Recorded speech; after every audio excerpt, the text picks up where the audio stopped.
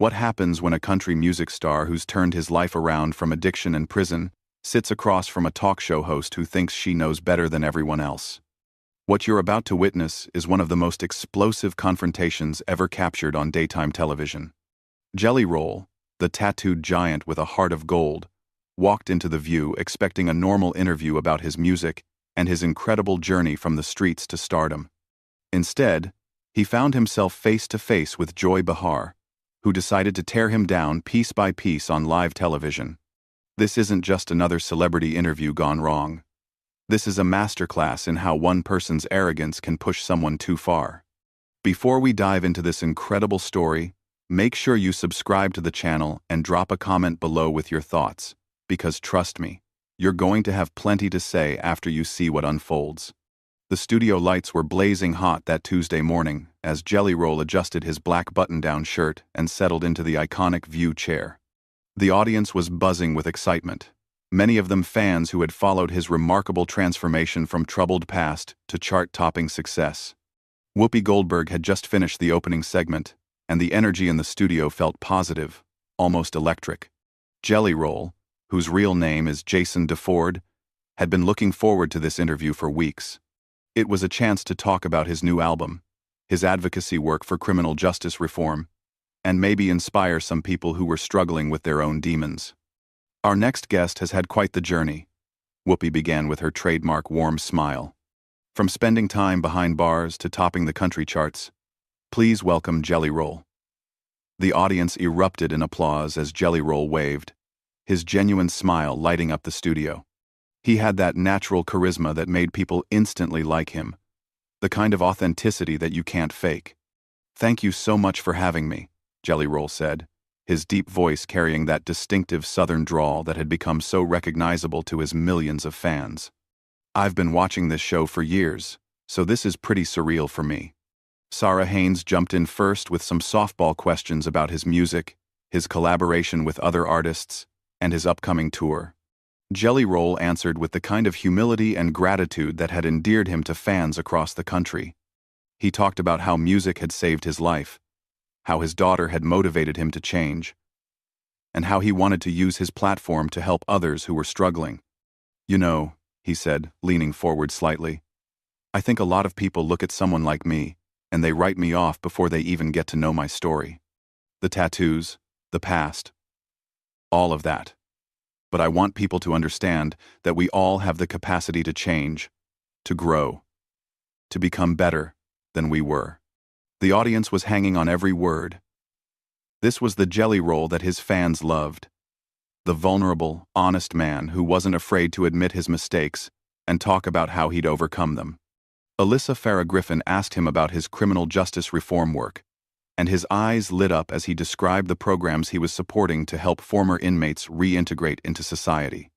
"I've been where these guys are," he explained, his voice getting more passionate.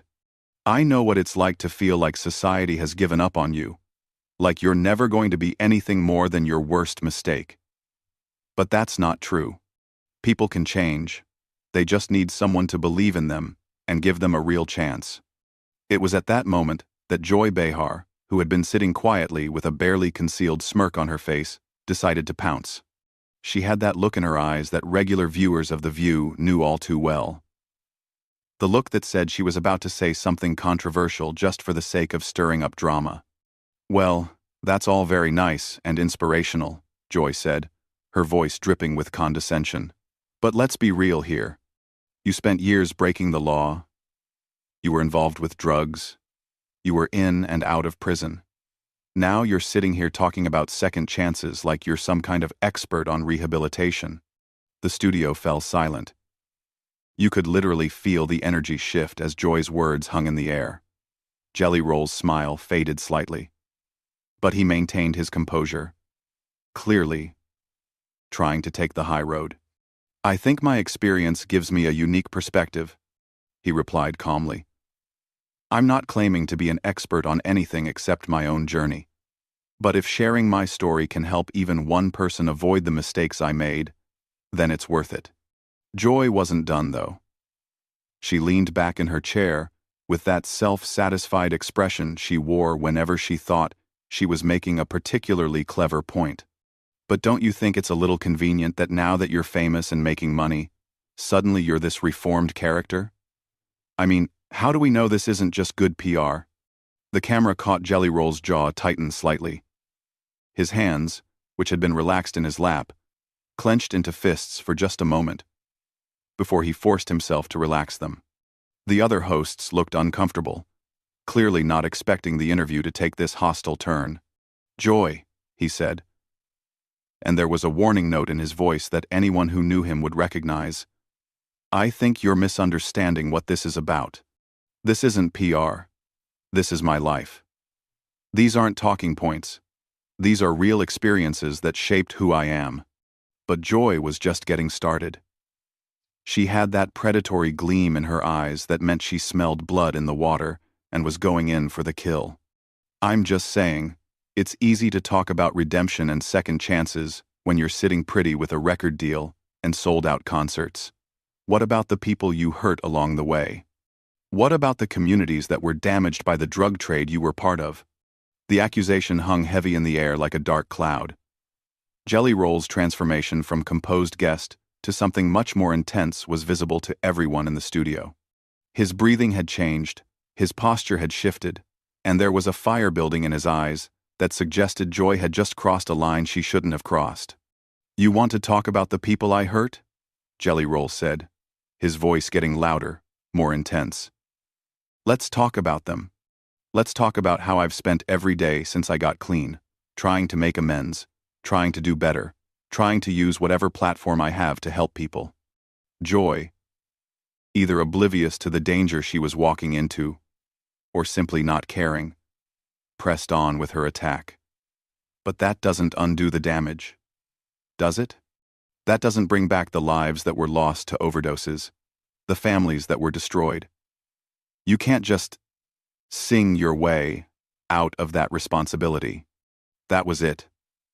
That was the moment when something snapped inside Jelly Roll, when the careful composure he'd been maintaining finally cracked under the weight of Joy's relentless assault. The man who had spent years learning to control his temper, who had worked so hard to become a better person, suddenly found himself face to face with someone who seemed determined to tear down everything he'd built. The explosion was instantaneous and volcanic. Jelly Roll shot up from his chair so fast that it actually rolled backward, his 6-foot frame towering over the desk as his voice boomed across the studio with a force that made everyone jump. "Are you kidding me right now?" he roared, his southern accent getting thicker as his emotions took over. "You think I don't carry that weight every single day? You think I don't know exactly what I've done and who I've hurt? Lady, you have absolutely no idea what you're talking about." The audience gasped audibly. Camera operators scrambled to capture every angle of the confrontation, while producers in the control room frantically debated whether to cut to commercial. Whoopi looked stunned. Sarah covered her mouth in shock, and Alyssa sat frozen in her chair. But Joy, incredibly, seemed almost pleased with herself, like she'd successfully provoked exactly the reaction she was looking for. "There it is," Joy said with a smug smile, gesturing toward Jelly Roll as if his anger proved her point. "There's the real you, underneath all that redemption talk. Still the same angry criminal, just with better clothes." If the studio had been silent before, it was absolutely dead now. The only sound was Jelly Roll's heavy breathing as he stared down at Joy with an expression that was part fury, part disbelief, and part something much more dangerous. When he spoke again, his voice had dropped to a low, menacing growl that somehow seemed more terrifying than his shouting had been. "You want to see the real me?" he said, leaning forward with his hands planted firmly on the desk. "The real me spent 3 years in county jail thinking about every person I hurt, every family I damaged, every life I helped destroy. The real me has nightmares about kids who overdosed on drugs I sold. The real me goes to funerals of people I grew up with who didn't make it out like I did."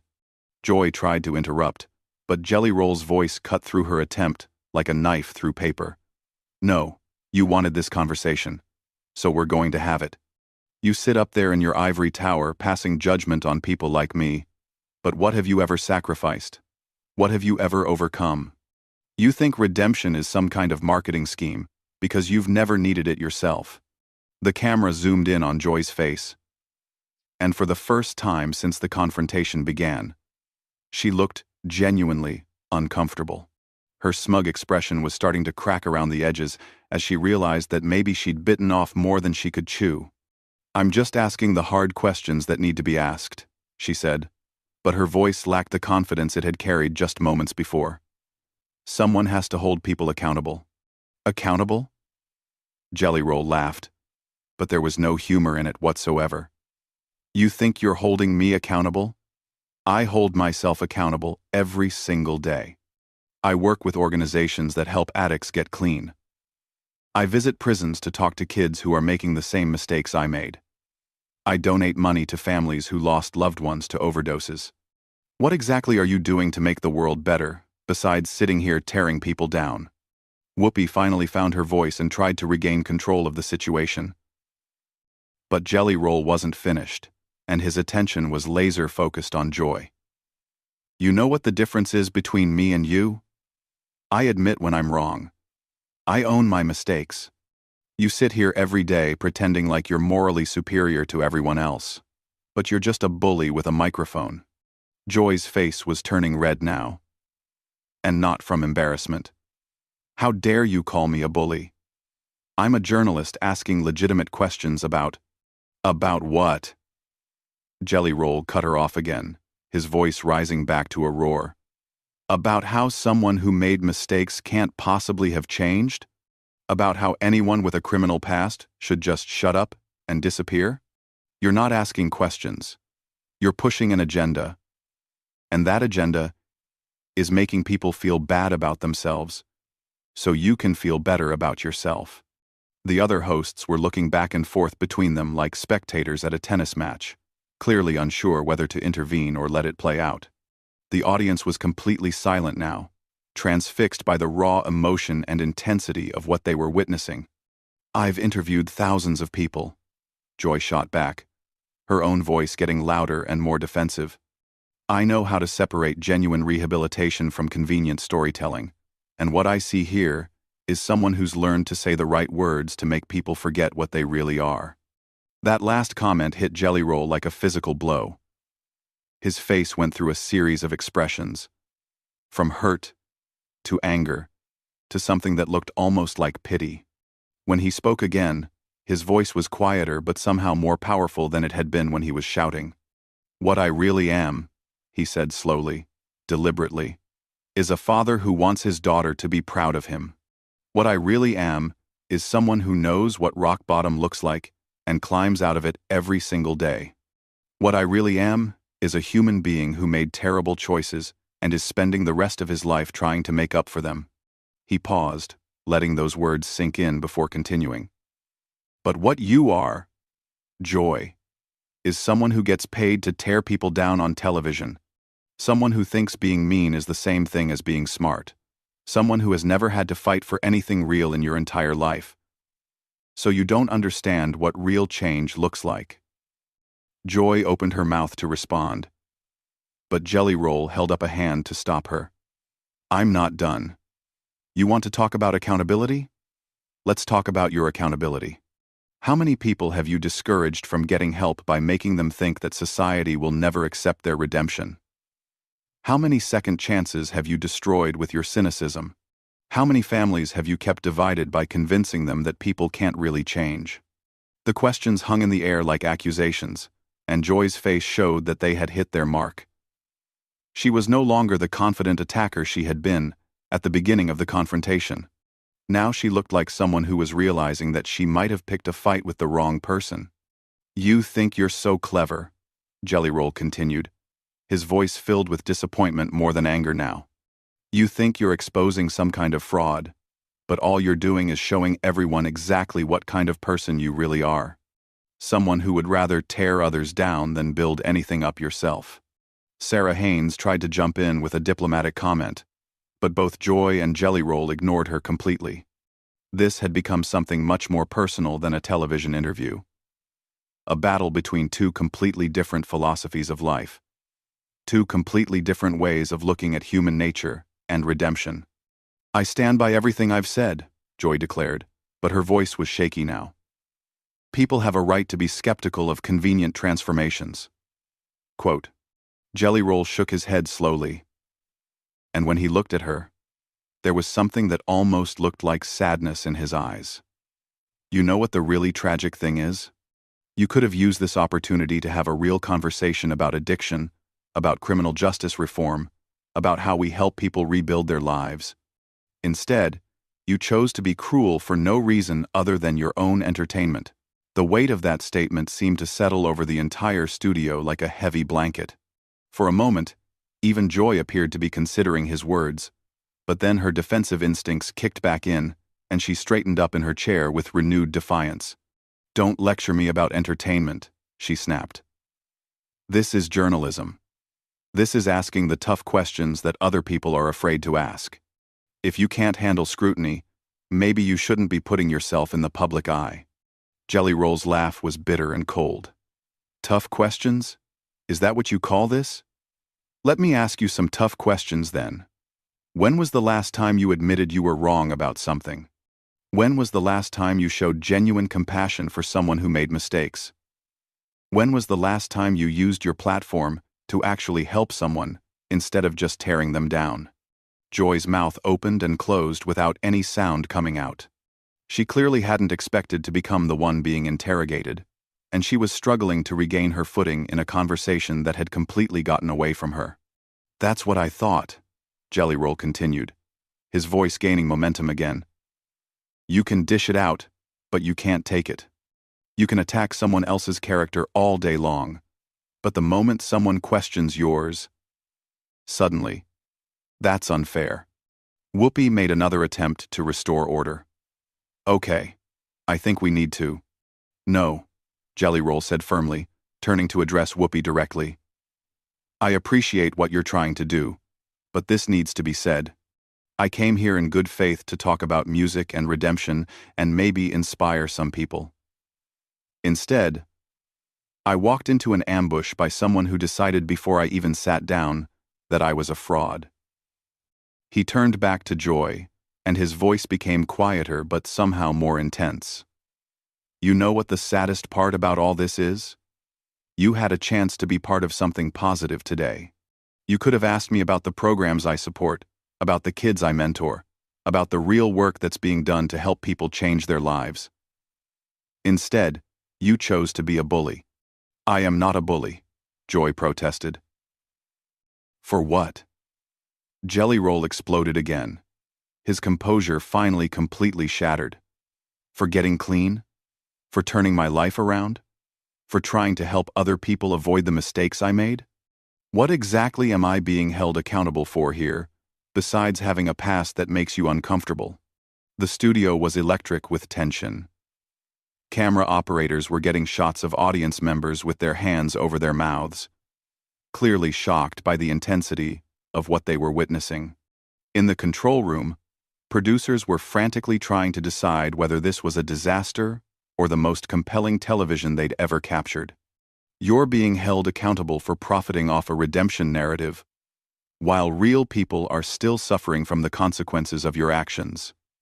Joy shot back, finally finding her voice again. Profiting? Jelly Roll's voice cracked with emotion. You think I'm profiting from this? Every dollar I make from my music, every opportunity I get, comes with the weight of knowing that I have to earn it every single day. You think I don't know that there are families out there who lost someone to drugs I sold? You think I sleep easy at night because I have a record deal now? He was leaning over the desk again, his face just inches from Joy's, and when he spoke, his voice was raw with pain. I give away more money than most people make in a year to organizations that help addicts. I spend my free time visiting prisons and talking to kids who remind me of myself at that age. I use every platform I have to tell people that they can change their lives if they're willing to do the work. My platform. My monecation. I won. And onside and two. Joy tried to interrupt, but Jelly Roll's voice overpowered hers completely. But you don't want to hear about any of that, do you? Because it doesn't fit your narrative.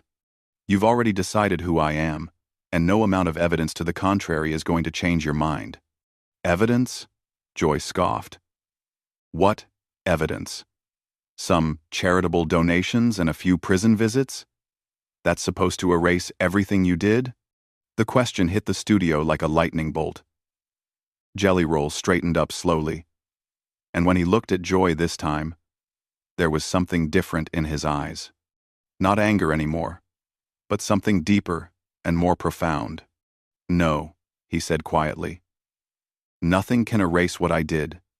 Nothing can bring back the people who died because of choices I made. Nothing can undo the families I helped destroy or the communities I helped damage. And you know what? I live with that every single day." His voice was getting stronger again. But it wasn't the angry shouting from before. This was something else entirely.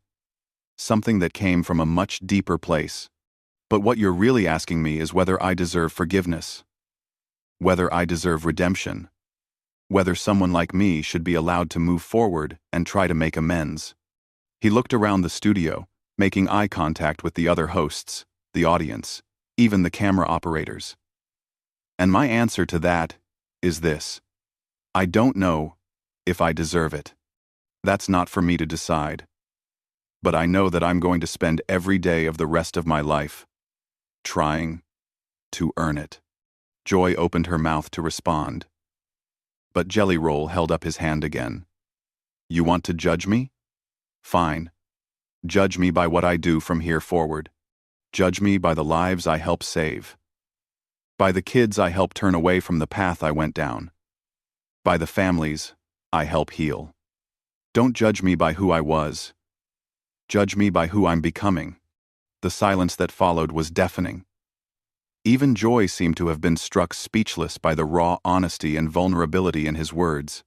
The camera caught her face, and for just a moment, there was something that might have been shame in her expression. "You came at me today thinking you were going to expose some kind of fraud," Jelly Roll continued, his voice steady and strong. "But all you've exposed is your own inability to believe that people can change. Your own cynicism. Your own need to tear others down. To make yourself feel superior."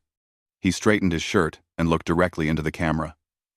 "To anyone watching this, who's struggling with addiction, who's made mistakes they think they can't come back from, who's been told by people like her that they'll never be anything more than their worst moment, I want you to know something. You can change. It won't be easy, and it won't happen overnight. But you can change. Don't let anyone tell you otherwise." Joy made one final attempt to salvage the situation. "I think you're being overly dramatic about." "Dramatic?" Jelly Roll cut her off one last time. "You attacked my character, my motives, my redemption, and my right to speak about my own experiences. You tried to tear me down on national television for no reason other than your own entertainment. And when I defended myself, when I showed you exactly what real accountability looks like, you call me dramatic?" He shook his head in disgust. "You know what, Joy? You're exactly the kind of person who makes it harder for people to get help. You're exactly the kind of person who keeps families divided and communities broken. You're the problem, not me." With that, he turned away from her completely and addressed Whoopi directly. "Thank you for having me on the show. I'm sorry it turned into this, but I won't apologize for defending myself against someone who came at me with nothing but malice and prejudice." The camera caught Joy's face one final time as Jelly Roll gathered himself to leave. She looked like someone who had just realized that she'd made a terrible mistake. Someone who was beginning to understand that she'd crossed a line that maybe shouldn't have been crossed. "Wait," she called out, as he started to walk away, but Jelly Roll didn't even turn around. "We're done here," he said over his shoulder, his voice filled with finality. "I came here to talk about redemption and hope, and you turned it into an attack. That's on you, not me." As he walked off the set, the audience sat in stunned silence. The other hosts looked shell-shocked, clearly trying to process what had just happened. And Joy sat alone at the desk, looking smaller somehow than she had when the interview began, like someone who had just learned a very difficult lesson about the power of words and the danger of pushing someone too far. What started as a routine interview had turned into something much more profound. A battle between two very different ways of looking at human nature: forgiveness and the possibility of redemption. And in the end, it was clear to everyone in that studio who had come out on top. So what did you think about this incredible confrontation? Do you believe people truly deserve second chances? Or was Joy right to be skeptical? Drop your thoughts in the comments below and make sure to subscribe for more stories that will absolutely blow your mind.